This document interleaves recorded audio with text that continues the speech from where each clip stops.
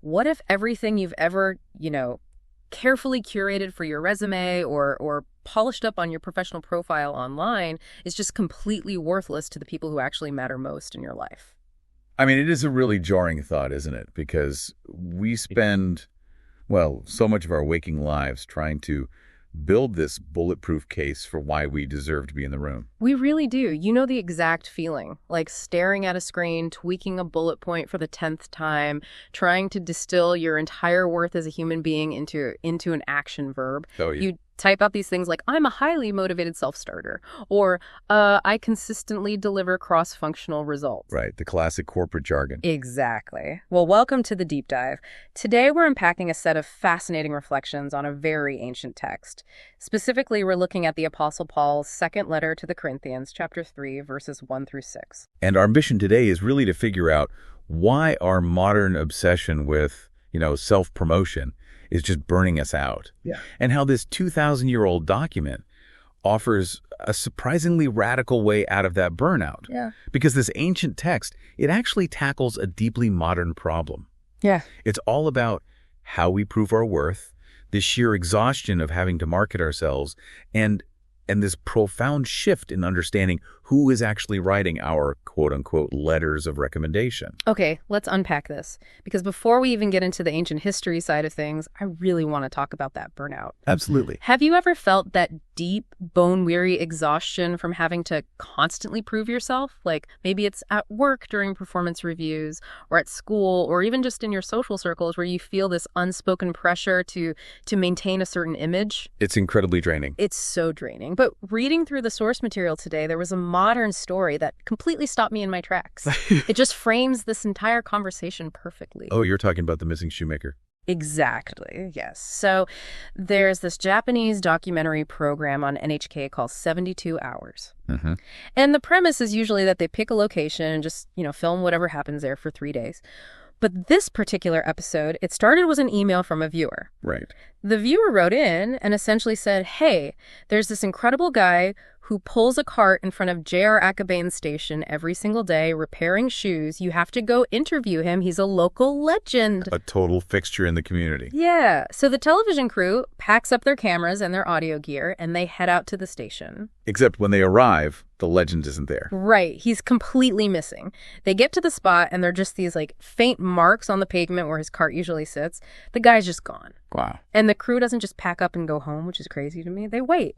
They wait for 3 whole weeks. 3 weeks. Yeah. That is dedication. I know, right? Still, no sign of him. So they start doing what documentary crews do. They start asking the locals who are just walking by.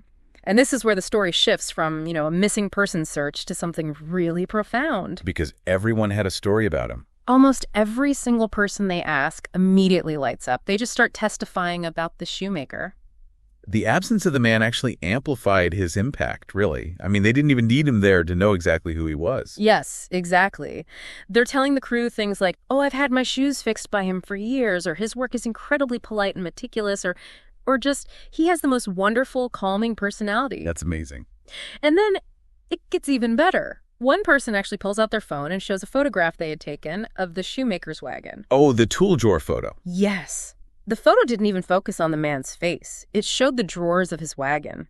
Inside those drawers, his tools were, incredibly well worn. You could see the heavy use on the handles, but they were arranged with this absolute perfect neatness. See, that detail about the tools is what makes this story so relevant to what we're discussing today. Right. Just from that single photograph of an empty cart and some worn-out tools, you could see exactly how sincerely and respectfully this man approached his daily work. He never had to stand on a soapbox outside the train station and shout to the commuters, I am a reliable craftsman. Look at my credentials. Here is my Yelp rating. He didn't need a marketing campaign at all. Exactly. Yeah. The spontaneous testimony of the locals and the silent, undeniable sincerity of his well-kept tools that served as his literal letter of recommendation. Wow. His life and his work spoke volumes without him having to utter a single word of self-promotion. It's kind of like one of those tiny hole-in-the-wall restaurants you stumble upon in a new city. The ones They have zero advertising. Their neon sign is half broken. They aren't on social media anywhere. But the food is incredible. Right. There's a line of people waiting around the block in the pouring rain just to get a table. The impact of the food does the talking. But, okay, let's bridge the gap here. Because we're talking about a modern Japanese shoemaker, and our main subject today is a letter written to a church in ancient Greece thousands of years ago. Well, the invisible endorsement of that shoemaker is actually the perfect pivot back to the ancient world. We really have to put ourselves in the historical context of the first century. Okay, set the scene for us. So today, we live in an era of digital footprints. If I want to know if someone is trustworthy, I can, look them up online, check their references, run a background check, or at least just look at mutual connections on LinkedIn. Yeah, you just Google them. Right. But none of that infrastructure existed in the ancient Mediterranean. So if you're traveling, you're essentially just a complete unknown. Exactly. Imagine you're a stranger arriving in a new, dusty town. You claim to be a teacher or a philosopher or some sort of community leader. Yeah. How do the locals know you aren't just a scam artist trying to fleece them? They don't. They don't. So the standard practice was to carry physical letters of recommendation written by known, established leaders from other cities. These parchment letters essentially functioned as a passport of trust. A passport of trust. I like that. Yeah, they basically said, this person is legitimate, you can trust them, please welcome them and offer them hospitality. Okay, so these letters were serious currency then. They were like the ultimate ancient networking tool. Precisely. And this brings us right to the crisis Paul is facing in Corinth. What's fascinating here is that at the time he's writing this letter, the Corinthian community is experiencing this massive wave of doubt regarding him. Really? Even though he founded the community? Yes. Other teachers have come into town, and these new teachers have flashy letters of recommendation.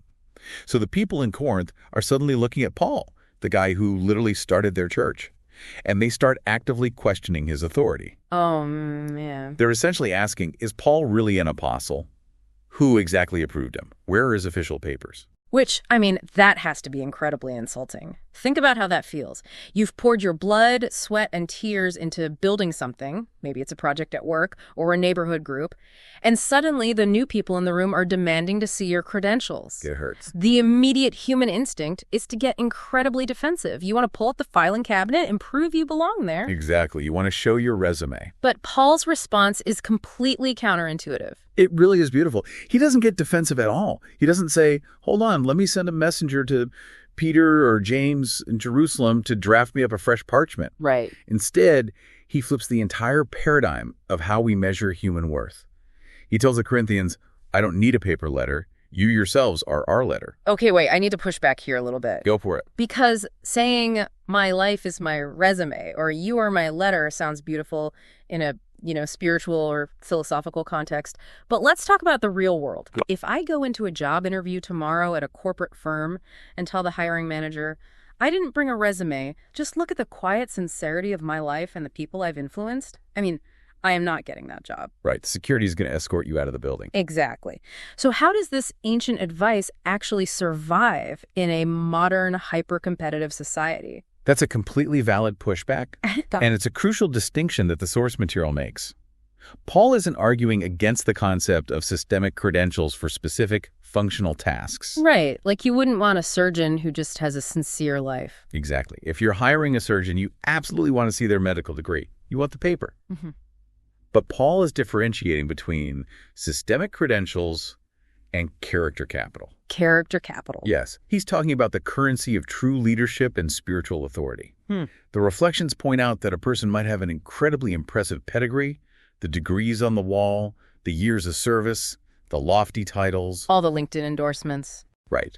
But the true measure of their work, the actual proof that they are bringing anything of lasting value to the world, is seen in the human beings they have helped shape.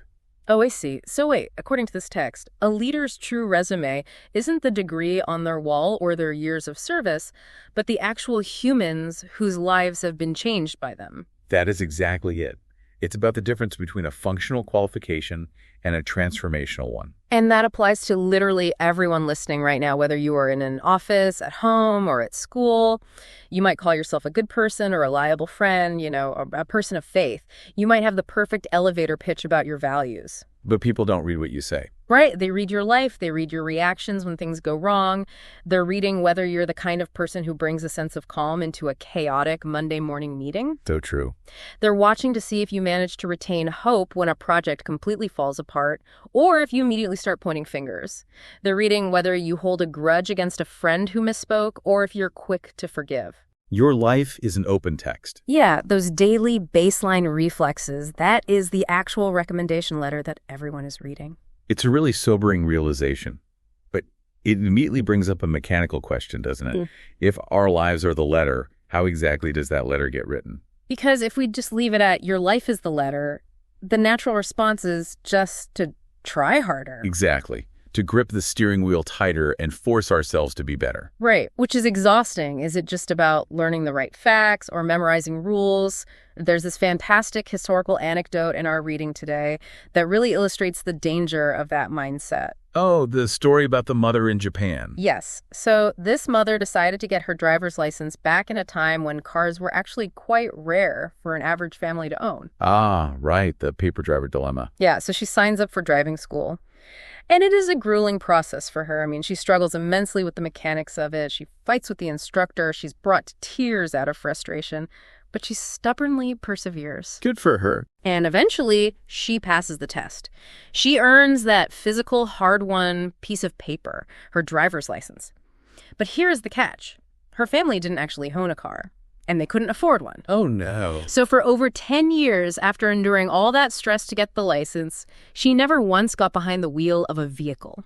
And here's where it gets really interesting. In Japan, they have a specific term for this. They call it a paper driver. It's such a brilliant metaphor. You possess the legal qualification on paper, but you have absolutely zero practical experience living it out. The reality of your daily life doesn't reflect the credential in your wallet. It's kind of like muscle memory. It's the difference between memorizing a cookbook and actually knowing how to cook a meal. Exactly. You can read a comprehensive manual on how to swing a golf club. You can pass a written test on the physics of the swing, the exact stance. But until you've stood on a driving range and swung that club 10,000 times, letting your muscles physically adapt, you aren't a golfer. You're just a trivia expert on the subject of golf. Right. Having the information hasn't transformed your physical reality. That gap between possessing the information and living the reality is exactly what Paul is targeting. Having a driver's license doesn't mean you are a daily driver. Right. Similarly, you can accumulate vast amounts of biblical knowledge or take all the membership classes or simply identify as a believer. You can hold the paper driver's license of morality. But that is completely different from actually having the words written on your heart. It's the difference between possessing a recommendation letter in your pocket and actually becoming a living recommendation letter. Precisely. And that brings us to the most critical pivot in the text. Because if we're moving away from just holding a piece of paper and moving away from just trying to force ourselves to act better through sheer willpower, we have to look at the author of the transformation. Right. Following that cookbook analogy, we shift from the result of the writing to the author of the writing. Yes. If you aren't writing the letter, who is? This is where the theological core of the text gets so vivid. Paul writes that this living letter is written, quote, not with ink, but by the Spirit, not on tablets of stone, but on tablets of human hearts. This raises an important question. It's a profound shift in focus. We move from what is written to who is doing the writing. Because we can't write it ourselves. Right. Human beings are excellent at teaching knowledge. A mentor can give you phenomenal career advice. But human beings cannot reach into another person's chest and rewrite their fundamental nature. They cannot change what you desire at your core. So just to clarify for the listener, the text is arguing that faith isn't a trivia contest of who knows the most or who has been at church the longest. It's actually about yielding to a process where the Spirit slowly rewrites your character. Yes, exactly. You cannot write your own recommendation letter. It is an active work of the Spirit. But mechanically, what does yielding the pen actually look like? Say it's a random Tuesday, and your boss just sent an incredibly passive-aggressive email that undermines your work. Oh, we've all been there. Right. So what does yielding to the Spirit look like in that moment? Because it sounds very mystical, but there has to be a practical application. It's a great question because it really highlights the difference between external behavior modification and internal character transformation. Okay, unpack that. External modification is you staring at that email, your blood boiling, and you use every ounce of your willpower to not type a furious reply. You bite your tongue, you do the right thing, but it exhausts you because internally you still want to tear them apart. Yeah, you're just white-knuckling your way through the day. Exactly. Yielding the pen or allowing the Spirit to write on the heart is a slower, deeper process. It's a surrender of control over time. Surrender of control. Yeah, it's acknowledging, I don't have the capacity to genuinely love this coworker right now. I am angry. But instead of just suppressing the anger, you invite God into it. Over time, and it's a process, the baseline reflexes of your heart actually begin to change. Yeah. So eventually you get an email like that, and your first reflex isn't rage. It's maybe patience or even empathy for whatever stress your boss is under. You didn't just force a polite response. The desire to attack was actually replaced. That is the Spirit rewriting the tablet of your heart. So true internal transformation is an active, ongoing work of the Spirit from the inside out. Exactly. Okay, but this brings up a very real, very practical fear. If my life is the letter being read by everyone around me, my kids, my coworkers, my partner, what if I look at my own life and think, my letter is an absolute mess? Right, imposter syndrome. Yeah, like it's full of typos, crossed out mistakes, terrible decisions. What if I feel like I'm completely unqualified to represent anything good? That feeling of deep inadequacy is exactly what Paul addresses in the very next breath. In verses 4 through 6, we see something remarkable about Paul's language. He uses the word we. Not I. Right, he doesn't say I. He's being radically inclusive. He is saying this feeling of inadequacy applies to all Christians, not just elite leaders.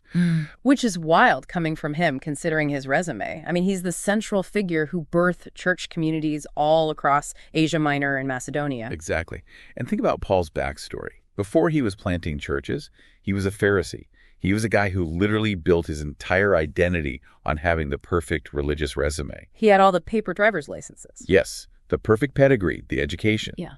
And yet, after his transformation, he openly admits that he doesn't have the qualification or the competence in himself to claim anything as his own doing. He voluntarily strips away all of his own bragging rights. He does. And if we connect this to the bigger picture, the source material points out that this is perhaps the most deeply comforting part of the entire text. God doesn't scour the earth looking for flawlessly qualified people to use. No. No, rather, God gives the qualification to the people he uses.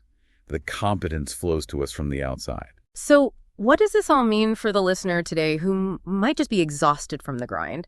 Because the source notes that constantly trying to prove yourself, thinking, I must work harder, I must be recognized, I must be better, it inevitably leads to sheer exhaustion. And that despairing thought of, what am I doing? Right.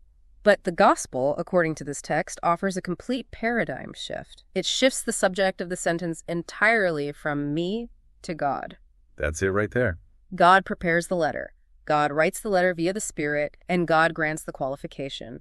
You are no longer the one desperately trying to author a flawless resume to justify your worth. When you realize that you aren't the primary subject of the sentence, the pressure just evaporates.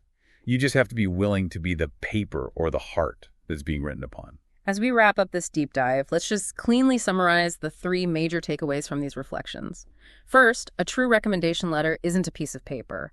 It is a person's actual lived life. Second, the one holding the pen isn't you, but the Spirit. And third, the qualification to live this life comes entirely from God. So for you listening right now, you can step off that exhausting treadmill of self-promotion and self-justification. You don't need to frantically write your own resume of worth anymore. Which leaves us with a really fascinating, provocative prospect to consider. If you stop striving to prove yourself today and simply let your daily actions be the ink that the Spirit uses, well, what is the very next sentence your life is going to write for the people living and working right next to you? That is a beautiful thought to mull over. Thank you so much for joining us on this deep dive into the source material. Until next time, keep exploring and let the real story of your life be written.